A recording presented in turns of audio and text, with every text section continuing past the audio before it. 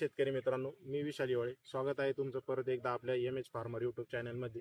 तर शेतकरी मित्रांनो, आजच्या व्हिडिओचा टॉपिक म्हणजेच कापूस पिकावरती पहिली फवारणी आपल्याला काय करायची आहे. तर कापूस पिकावरती पहिल्या फवारणीचा जर विचार केला तर आपण 25-30 दिवसाचा ज्यावेळेस आपला प्लॉट होतो त्यावेळेस त्या ठिकाणी आपल्याला फवारणी करायची आहे. तर 25-30 दिवसाचा प्लॉट आपला ज्यावेळेस होत असतो शेतकरी मित्रांनो, त्यावेळेस आपण जर बघितलं तर थोड्या प्रमाणात त्या ठिकाणी माव्याचा आपल्याला प्रादुर्भाव झालेला दिसतो. हिरवे तुडतुडे, पांढरी माशी अशा प्रकारचा नॉर्मल आपल्याला त्या ठिकाणी प्रादुर्भाव झालेला दिसतो.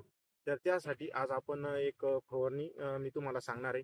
अतिशय स्वस्तामध्ये ही फवारणी शेतकरी मित्रांनो तुम्ही करू शकता. म्हणजे स्वस्तात चांगल्या प्रकारचे रिझल्ट तुम्हाला त्या ठिकाणी पाहिजे असेल तर तशीच मी फवारणी आज या ठिकाणी तुम्हाला सांगणार आहे, जेणेकरून आपल्या प्लॉटमध्ये फुटव्याचंही प्रमाण चांगलं वाढेल आणि पिकाची जोमदार वाढही त्या ठिकाणी होईल. तर यामध्ये काय ना शेतकरी मित्रांनो, मी तुम्हाला एक बुरशीनाशक, एक कीटकनाशक आणि एक टॉनिक आणि एक खत असं व्यवस्थापन या ठिकाणी सांगणार आहे. तर कीटकनाशकामध्ये मी 2 ते 4 कंपन्यांची तुम्हाला या ठिकाणी चांगली कीटकनाशके सांगतो. त्यापैकी तुम्हाला एक कुठलंही घ्यायचं आहे. बुरशीनाशकामध्ये 1-2 बुरशीनाशक आणि टॉनिकमध्ये 1 ते 2 टॉनिक तुम्हाला मी सांगणार आहे. आणि खत जे आहे ते एक विद्राव्य खत आपल्याला त्या ठिकाणी फवारायचं आहे, जेणेकरून हाईटही होईल आणि ब्रांचेस होईल आणि झाड आपलं मजबूत त्या ठिकाणी बनून राहील, म्हणजेच तंदुरुस्त बनून राहील. तर व्हिडिओ कुठेही स्किप न करता शेवटपर्यंत नक्की बघा. तर कीटकनाशकामध्ये जर का आपण विचार केला तर आपल्याला तिथं सिजंटा कंपनीचं ॲक्ट्रा हे उत्पादन घ्यायचं आहे. या व्यतिरिक्त तुमच्या मार्केटला जर सुपर कॉम्प्युटर उपलब्ध असलं जे की बायर कंपनीचं आहे तर ते आपल्याला त्या ठिकाणी घ्यायचं आहे फवारणीसाठी. या व्यतिरिक्त नुसतं जे कॉम्प्युटर असतं तर तेही घेतलं तरी त्या ठिकाणी चालून जाईल. या व्यतिरिक्त जर आपण विचार केला तर UPL कंपनीचं जे काही उलाला म्हणून मिळतं मार्केटमध्ये तेही आपल्याला त्या ठिकाणी फवारणीसाठी एकदम योग्य आहे आणि चांगले प्रकारचे रिझल्टही त्या औषधाचे आपल्याला दिसूनच येतात. या व्यतिरिक्त जर बघितलं आपण तर FMC कंपनीचं रोगर हेही उत्पादन आपण त्या ठिकाणी घेऊ शकतो. याचेही चांगल्या प्रकारचे रिपोर्ट त्या ठिकाणी आपल्याला दिसूनच येतात. पण शक्य झाल्यास शेतकरी मित्रांनो, जे काही ॲक्ट्रा उत्पादन आहे ॲक्ट्रा घ्या. उलाला ही चांगल्या प्रकारे रिझल्ट देतो. उलालाही तुम्ही त्या ठिकाणी घेऊ शकता. हे झाले तुमचे कीटकनाशके. यापैकी तुम्ही कुठलंही एक चांगल्या पद्धतीचं कीटकनाशक घेऊन अतिशय उत्कृष्ट प्रकारे त्या ठिकाणी फवारणी करायची. आता यासोबत जर विचार केला आपल्याला काय घ्यायचं आहे, एक बुरशीनाशक. एक कीटकनाशक झाल्यानंतर एक बुरशीनाशक आपल्याला फवारणीमध्ये घ्यायचे. आता बुरशीनाशकामध्ये जर कधी आपण बघितलं तर इंडोफिल कंपनीचं M45 हे एक चांगलं बुरशीनाशक त्या ठिकाणी आपल्याला दिसूनच येतं. कारण हे जे छोट्या स्टेजमध्ये एकदम उत्कृष्ट रिझल्ट आपल्याला त्या ठिकाणी या बुरशीनाशकाचे मिळून जात्या.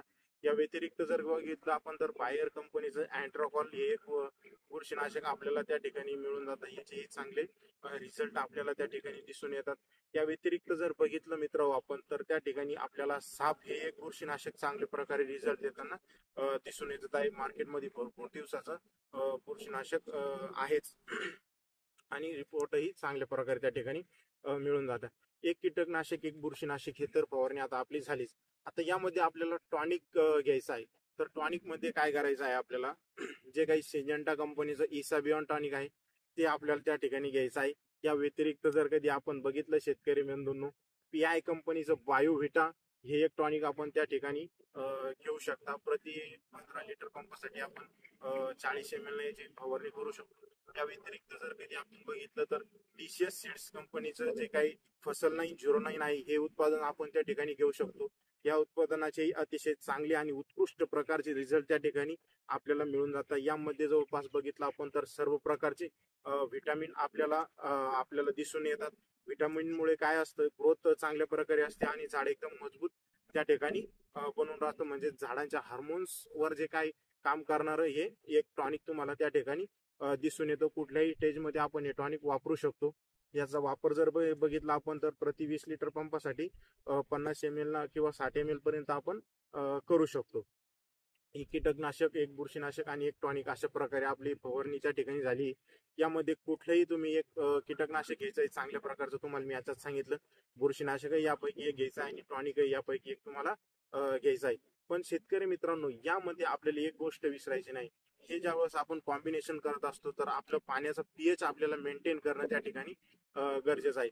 तर पीएच मेंटेन करण्यासाठी आपल्याला काय करायचं आहे, तिथं पूर्वा कंपनीचं जे काही डेकोरस उत्पादन येतं ते उत्पादन त्या ठिकाणी वापरायला विसरायचं नाही, जेणेकरून आपल्या फवारणीचे रिझल्ट आपण जे औषध देतोय त्या औषधाचे रिझल्ट आपल्याला त्या ठिकाणी चांगल्या प्रकारे दिसून येतील आणि आपलं पीक एकदम जोमदार ग्रोथ त्या ठिकाणी धरेल. आणि सध्या तरी कसं असतं, पावसाळ्याचं वातावरण असतं, कधीही पाऊस येत असतो आपण फवारणी केल्यावर, त्यामुळे डेकोरस आपल्याला त्या ठिकाणी वापरायचंच आहे. डेकोरस न वापरलं तर कुठलंही स्टिकर तुम्ही त्या ठिकाणी वापरू शकता. एक चांगल्या क्वालिटीचं स्टिकर तुम्ही त्या ठिकाणी वापरायचं आहे, जेणेकरून आपले फवारणीचे रिझल्ट तिथं चांगल्या प्रकारे येतील.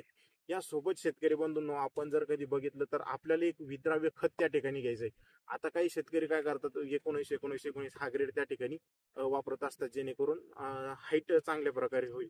तर नायट्रोजन असल्यामुळे तिथं शेतकरी मित्रांनो हाईटच आपल्या प्लॉटची होत असते.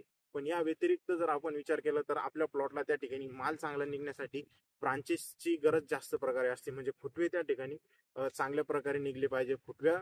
जेवढे फुटवे जास्त होतील तेवढं आपला माल जे आहे, उत्पादन जे आहे ते चांगलं निघेल. तर त्यासाठी काय करायचं आपल्याला, ICL कंपनीचं जे काही वॉटर सोल्युबल मध्ये विद्राव्य खतामध्ये जो काही ग्रेड आहे 11-36-24 हा स्टार्टअपचा ग्रेड आहे. हा ग्रेड आपल्याला त्या ठिकाणी फवारणी करायचा आहे. प्रति 20 लिटर पंपासाठी याला आपण 60 ग्राम न वापरू शकतो, 80 ग्राम पर्यंत पहिल्या 30 दिवसामध्ये. दुसऱ्या फवारणीलाही आपल्याला तसंच एक ग्रेड वापरायचा आहे. त्यानंतर जे काही आयशलचा सेकंड ग्रेड असते ते आपल्याला वापरायचे आहे टप्प्याटप्प्याने. जसं मी नियोजन तुम्हाला लाईव्ह प्लॉटवर पुढे देणारच आहे. तर शेतकरी मित्रांनो, हे नियोजन तुम्हाला कसं वाटलं हे कमेंट सेक्शन मध्ये मला नक्की कळवा. आणि व्हिडिओ आवडल्यास व्हिडिओला लाईक करा, चॅनलला सबस्क्राईब करा आणि गरजवंत शेतकऱ्यापर्यंत हा व्हिडिओ पोहोचायला विसरू नका.